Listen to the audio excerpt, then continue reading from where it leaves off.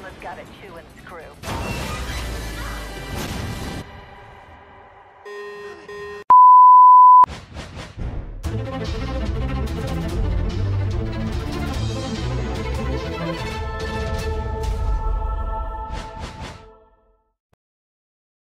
Episode 5 serial ini dimulai dengan latar flashback di saat Jet masih aktif bertugas sebagai polisi.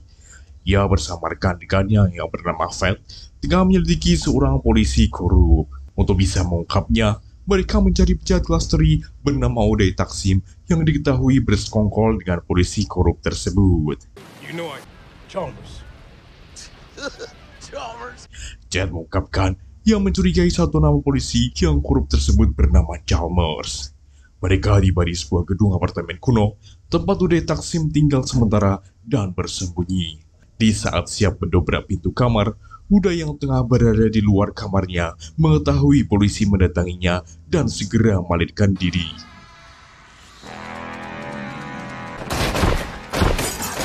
Fat terluka karena tembakan menyuruh Jet segera mengejar Uday.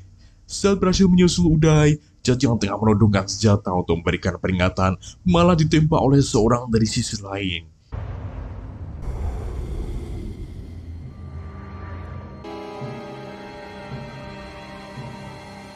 Jet tidak mengetahui siapa yang menembaknya karena terluka parah dan tidak sadarkan diri.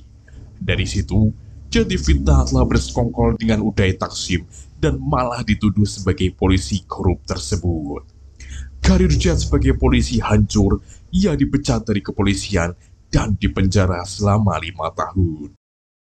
Latar waktu kembali ke era sekarang, Jet berbincang dengan Faye untuk menjelaskan beberapa hal mengenai pesawat Bebop. Sementara itu Spike mengeluh karena pemanas airnya rusak ketika ia mandi. Ia pun semakin geram mendengar bahwa Faye lah yang mengaku telah merusak pemanas air tersebut. Kanal berita Bounty buruan pun dimulai. Mereka bertiga antusias menonton acara tersebut, menyimak jika ada bounty yang menarik dan bernilai bagi mereka. Dalam salah satu daftar buron muncul nama yang dikenal oleh Jet, tak lain dan tak bukan adalah Uday Taksim. Seketika Jet geram mengetahui bahwa Uday masih berkeliaran bebas.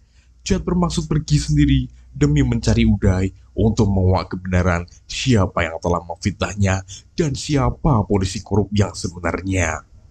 Ia kemudian menyuruh Spike dan Faye untuk bekerjasama mencari bounty, sementara itu Jet akan mencari Uday Taksim sendiri. Jet kemudian membuka kembali dokumen-dokumen lamanya yang berisikan berkas mengenai Uday Taksim.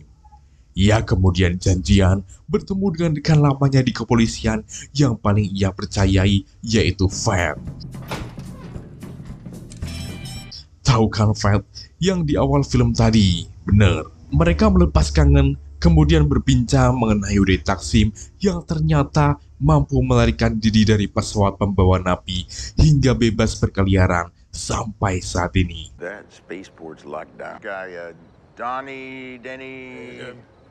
Di kapal Bebop, Spike berdebat dengan Faye untuk menentukan siapa bounty yang akan mereka cari. Perdebatan panjang tidak menghasilkan keputusan. Mereka menentukannya dengan main gunting batu kertas. Hold on. Old school. Rock, paper, scissors. Dalam permainan tersebut, Spike menang. Kemudian ia berhak menentukan bounty buruan untuk mereka berdua cari. Namun alangkah begitu tidak beruntungnya Spike melihat tayangan TV bahwa bounty pilihannya sudah tertangkap oleh koboi lain. Faye sumringah namun kembali cemberut setelah bounty pilihannya juga sudah tidak disayembarakan lagi karena sudah ditangani oleh penembak jitu kepolisian. Diketahui bahwa Spike sebenarnya meragukan kemampuan Faye karena dirinya adalah seorang perempuan. Faye tak terima dengan anggapan Spike yang cenderung meremehkannya. Kemudian ia menceritakan semua pencapaiannya, termasuk para buronan-buronan besar yang berhasil ia tangkap seorang diri. This we took, and I'm like a little girl. Mendengar ceritanya, Spike berubah mengakui kemampuan Faye sebagai perempuan. Is nod little fingers. Di adegan lain, Jan dan Fat menemui Dagmar, pemilik bar yang membuka bisnis pemalsuan dokumen, identitas, dan paspor. Jan mengetahui bahwa Uday memesan jasa pembuatan berkas identitas baru kepada Dagmar. Ia kemudian mengancam Dagmar supaya memberinya info kapan Uday akan datang ke tempat tersebut menemui Dagmar untuk mengambil berkas identitasnya. Harapannya dari situ, Jan dan Fat bisa menangkap si Uday. When's he picking them up? In a few hours, okay? I swear, in a few hours. Mereka kemudian berdiskusi memprediksi apa yang akan dilakukan oleh buronan ketika tengah dikejar-kejar. Jan mengutarakan kemungkinan besar Uday akan bersembunyi di sebuah kota kontainer antar planet jika tak mempunyai dokumen resmi. The box, Look at Captain Saturday. papers, if he stows away in an interplanetary container freighter. Mereka berdua segera bergerak ke pos penyortiran kontainer. Di adegan lain, Vicious dan Julia menemui Mao di sebuah pabrik peleburan besi untuk mengajarnya bekerjasama menjatuhkan para tetua sindiket. Mao ini dulunya adalah salah satu petinggi di sindiket, namun karena suatu hal dirinya didrop oleh para tetua. Mao yang melihat Vicious datang langsung marah karena Vicious sama sekali tak meminta maaf atas kematian Gunter, sang pembunuh bayaran yang berhasil dibunuh oleh Spike saat kejadian di gereja di video part kita yang pertama. Nah, kalau kalian belum nonton part yang pertama, silahkan klik pojokan atas buat nontonnya ya. Vicious mencoba minta maaf akan memberikan kompensasi yang besar kepada Mao. Kemudian ia mengajaknya bersepakat untuk bekerja sama menggalang kekuatan demi mengambil alih kekuasaan sindiket dari para tetua. 3 at the top. You plus the Ganymede. Pada awalnya, Mao menolak karena risiko yang besar. Namun setelah berpikir lagi, ia menyetujuinya dengan syarat Julia mau bernyanyi di depannya. Good deal. But it's a no from me. Your wife sings for me. Mendengar permintaan tersebut, Vicious geram dan segera membatalkan kesepakatan. Namun Julia yang tak ingin kesepakatannya gagal, langsung bernyanyi untuk Mao. In stars. Di kapal Bebop, bukannya segera berburu bounty, Faye malah asyik memeragakan aksinya menangkap salah satu buronan terbaiknya. Spike dengan asyik juga malah mendengarkannya. Play dead. Jet dan Fat tiba di pusat penyortiran. Di sana banyak sekali tumpukan kontainer yang ditujukan untuk pengiriman kargo antar planet. Mereka kemudian berpencar mencari kontainer yang gemboknya rusak. Singkatnya, Jet berhasil menemukan kontainer tempat Uday bersembunyi. Ia juga melihat Uday melarikan diri setelah kontainernya berhasil dibobol Jet.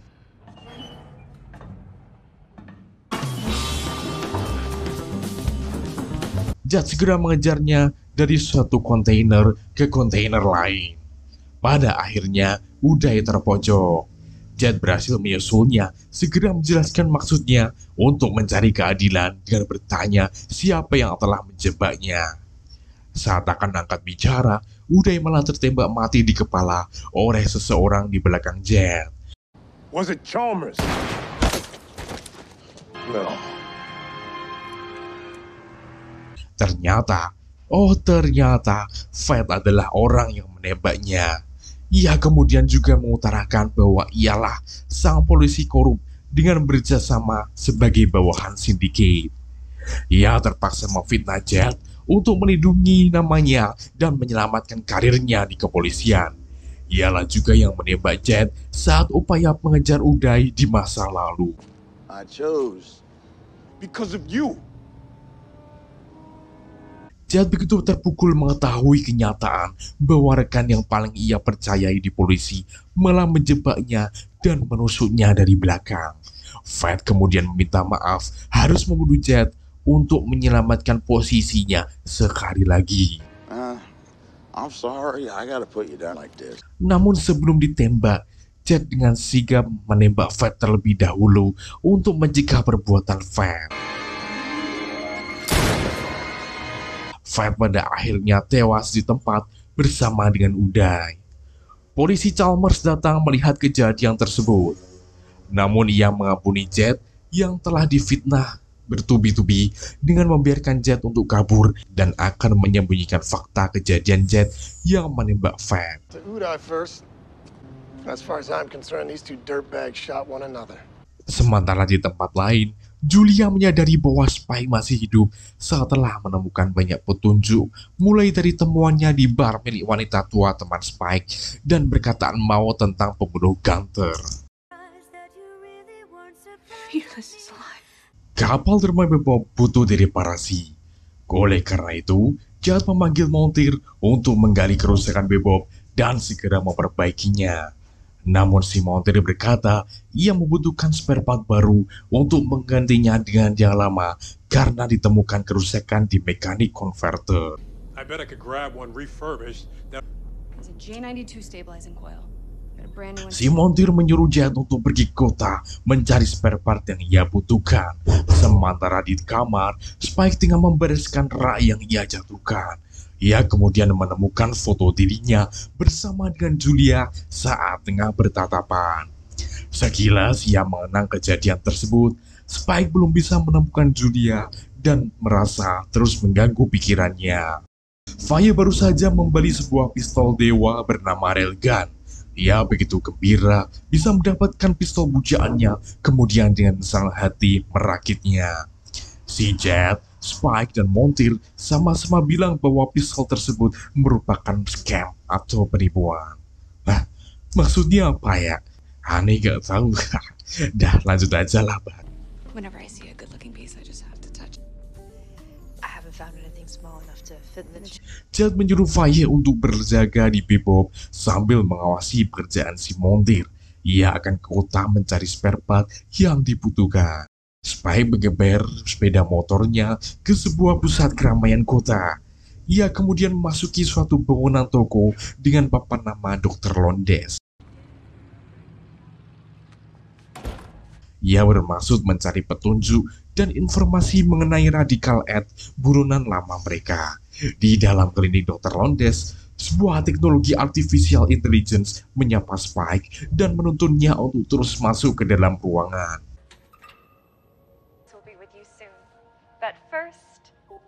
Spike kemudian menemukan sebuah kursi dengan seperangkat alat seperti kacamata. Artificial Intelligence menginstruksikan Spike untuk duduk di kursi tersebut dan memakai segera kacamatanya. Setelah memakai alat tersebut, Spike dibawa ke dalam alam pikirannya. Setelah beberapa penjelasan yang berbelit-belit dari AI tersebut, Spike merasa jenuh, kemudian melepaskan kacamata dan keluar dari ruangan kursi. Ia mencari Londes di sisi belakang gedung, namun yang ia temukan malah jalan keluar menuju luar gedung.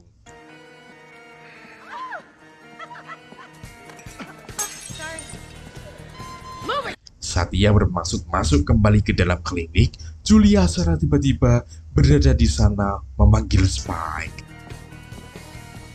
Fearless? Spike kaget melihat Julia menemukan dirinya.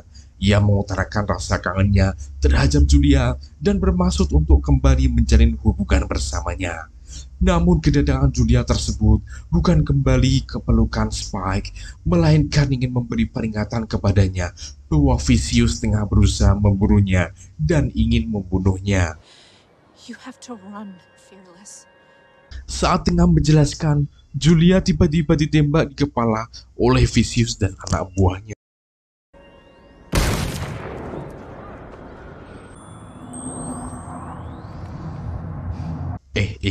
Namun adegan selanjutnya malah menampilkan Spike yang melepaskan alat kacamata dan bangkit dari kursi di ruangan Dr. Londes.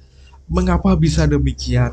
Nampaknya Spike tak terjebak di dalam alam pikirannya oleh alat tersebut. Adegan pertemuan dengan Julia sebelumnya bukanlah kejadian nyata, melainkan alam pikiran yang dibangun oleh Spike sendiri. Kedepannya, Spike masih berada di alam pikirannya dan akan terus bertemu dengan Julia. Kali ini, Spike berusaha mengajak kabur Julia. Namun, singkat cerita, Julia tetap terbunuh oleh Vicious dan Syndicate setelah diajak oleh Spike bersembunyi di sebuah kamar hotel.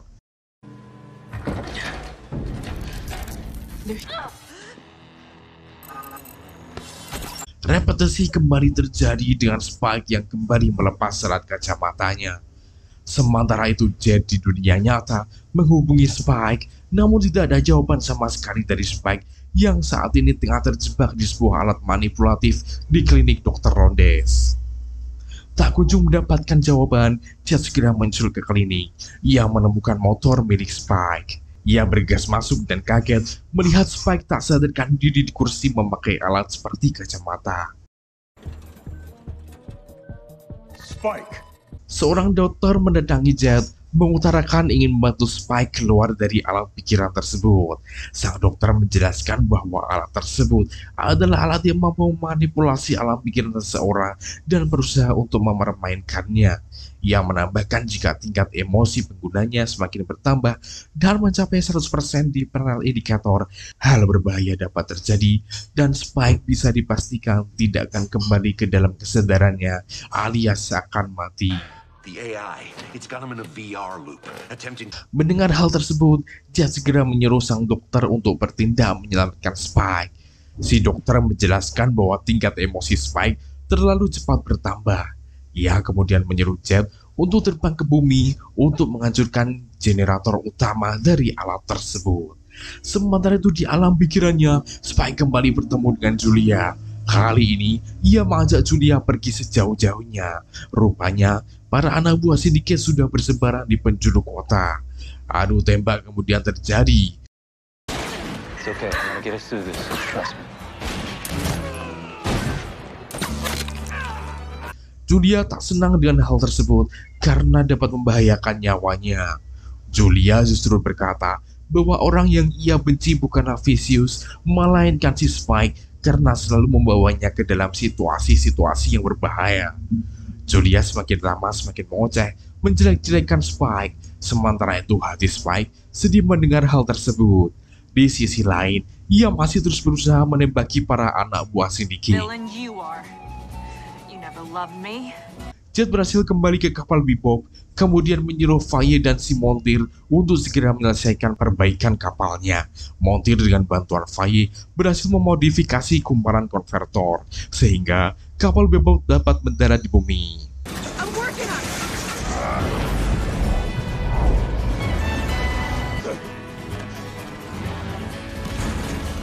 Seusai landing, Jet, Faye, dan Montir segera pergi menuju ke generator alat. Saat mereka menemui kebuntuan tak bisa memecah kaca pelindung, untungnya Faye membawa railgunnya. Ia menembakkan railgun miliknya dan seketika menghancurkan generator.